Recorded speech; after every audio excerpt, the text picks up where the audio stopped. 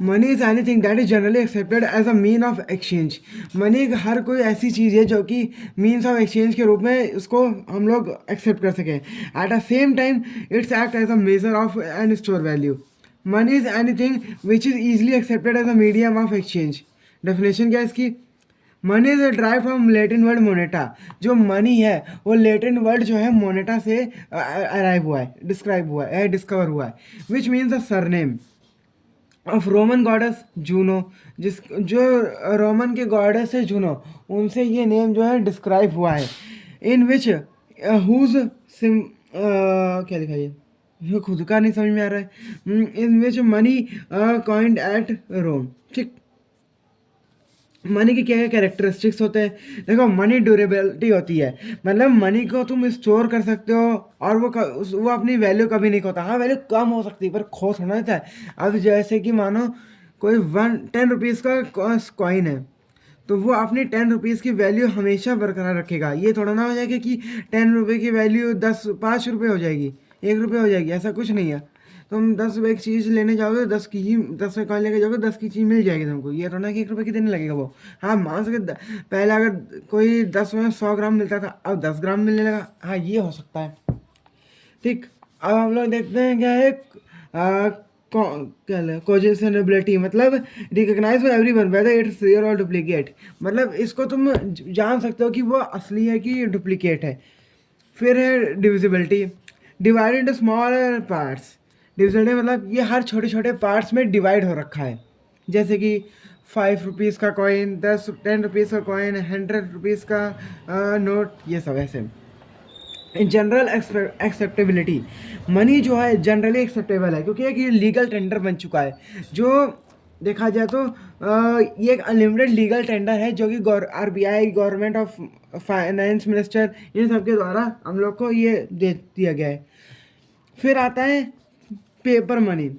Paper money also accepted if it's made by RBI. Paper money भी accept होता था अगर वो आरबीआई बना रही है, और वही बनाती है ऑफकोर्स।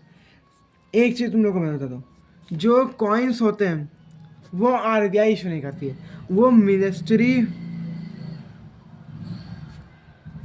ऑफ फाइनेंस इशू करती है। ओके, ये चीज़ याद रखना। देख लो, मिनिस्ट्री ऑफ फाइनेंस इशू करती है, यहाँ पे ये लिखा। देखो, पेपर मनी क्या है? Portable, it should be carried, which should be carried everywhere, it should be light weight. जो पेपर मनी होता था वो पोर्टेबल होता था, हाँ होता है, जिसको हम कहीं भी ले जाके उसको कैरी करके कहीं भी ले जा सकते हैं। Homogeneity, material use in money should be of same quality, all coin same shape and size. Homogeneity होनी चाहिए, मतलब सब कुछ सेम रहना चाहिए। जो मटेरियल एक पेपर नोट में यूज़ हुआ है वो सारे पेपर नोट्स में यूज़ होना चाहिए। और जो क्या बोलते हैं, जो किसी एक कॉइन का जो शेप और साइज़ है वो सब सेम, सारे से। जैसे 10 रुपीज़ का कोई कॉइन है, एक मिनट दिख नहीं रहा होगा तुम लोग को, ये रखो। 10 रुपीज़ का मानो एक कॉइन है जो इतना बड़ा है, तो दूसरा 10 रुपीज़ कॉइन इतना ही बड़ा होना चाहिए, इतना बड़ा नहीं होना चाहिए। Okay. Stability, money is value showed stable in value. Money की जो वैल्यू होती है वो अपनी वैल्यू में स्टेबिलिटी रहती है, कि कभी भी कम ज़्यादा नहीं होती, वैल्यू में कभी कम नहीं ज़्यादा होगी। हाँ, मतलब ये है कि कोई सामान महंगा हो सकता है जिसके चक्कर में वो चीज़ उसमें नहीं मिल रही है, तो वो हो सकती है। अब देखते हैं फंक्शंस ऑफ मनी क्या क्या होता है। दो दो टाइप के फंक्शंस ऑफ मनी होते हैं, एक होता है प्राइमरी फंक्शन, एक होता है सेकेंडरी फंक्शन। प्राइमरी फंक्शन के अंदर आता है मनी जो होता है मीडियम एक्सचेंज होता है और money is a measure of value होती है। सेकेंडरी में आता है मेथड, स्टैंडर्ड और डेफर्ड पेमेंट और means of transferring purchase power, जिसको हम लोग कहते हैं स्टोर ऑफ वैल्यू, कि मनी को हम स्टोर करके रख सकते हैं आगे, मतलब फ्यूचर यूज़ के लिए। डिसएडवांटेज ऑफ मनी क्या होता है? डिसएडवांटेज मनी क्या है? ये इनस्टेबिलिटी होती है, इसमें इनइक्वालिटी ऑफ इनकम हो जाने लगती है। फिर किसी ज़्यादा मनी से महंगा, ज़्यादा अगर देखो, ज़्यादा मनी की सप्लाई हो जाएगी अगर इकोनॉमी में तो महंगाई बढ़ जाएगी। ठीक है। ग्रोथ ऑफ मोनोपोली, हाँ, who controls everyone and start doing exploitation everyone like Reliance. Reliance का यहाँ पे एग्जाम्पल इसलिए दिया है क्योंकि देखो, किसी एक पास मोनोपोली आ जाती है, फिर ना देखो, अब जियो सिम है, सबसे बढ़िया एग्जाम्पल मैं तुमको देता हूँ। एक मिनट, एक पेज खाली देख के देता हूँ, बैक काफ़ी सुन, ये सब देखो, एक मिनट देखो, जियो जो सिम थी, है जो भी है, स्टार्टिंग में जब वो आई थी फ्री में सारे सिम बांट दिए उसने, मैक्सिमम सारे जो है उसने फ्री में बांट दिए। बट आज के टाइम पे जियो, अभी कुछ पहले टाइम 250 रुपये का हम लोग को 1.5 GB नेट मिल जाता था, प्रेफर होता था। आज 300 रुपये का 1.5 GB नेट। ओके, और धीरे धीरे अब दिसंबर में इसका प्राइस और हाइक होने वाला है, ठीक है। तो ये चीज़ यहाँ पे मोनोपोली कर रहा है, यहाँ पे जियो अपनी मोनोपोली शो कर रहा है। जियो हो गया, एयरटेल हो गए, वीआई हो गया, ये सब मोनोपोली अब शो करने लगे हैं। ओके, बट एक बात समझ में आती है, ये वीआई किस बात की मोनोपोली शो कर रहा है? भाई तुम्हारे तो सब्सक्राइबर बेस भी कम है, पहनने दो। Over capitalisation, misuse of capital, holding. Holding मतलब तुम लोग देख लो, एक एग्जांपल से देखते हैं, ठीक है। किसी ने कोई भी राइस मतलब जानते हो? नहीं, अरे जान दोगे, खाने पीने की चीज़ होती है, ठीक है। देखो कोई भी अगर कोई देखो यहाँ पे फिर से वहीं पे समझाता हूँ जिससे अच्छे से आए समझ, यहीं पे मैं समझाता हूँ। देखो राइस आया मार्केट में, सब कट के, धान वान सब कट के आया, ठीक।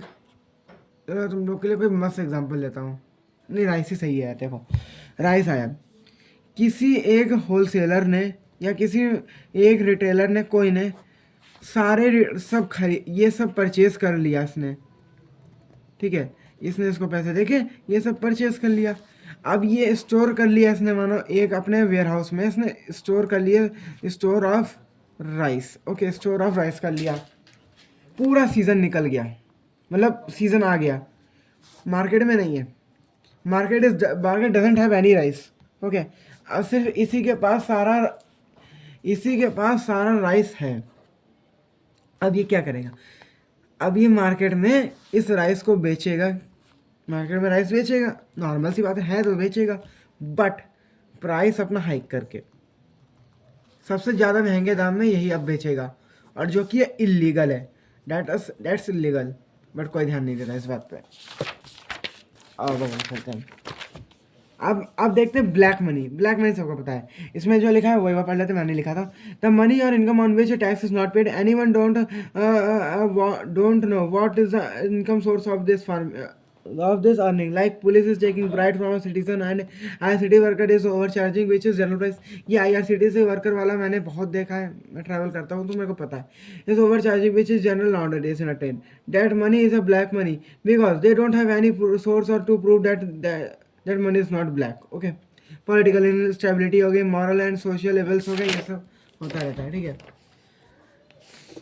अब कल पढ़ेंगे ई मनी क्या होता है, तो चलो एक बार अब कल पढ़े थे ई मनी। तो आज के वीडियो में बस इतना ही, अब मिलते हैं अगली वीडियो में, तब तक बाय बाय। और वीडियो अच्छी लगी तो लाइक कर देना।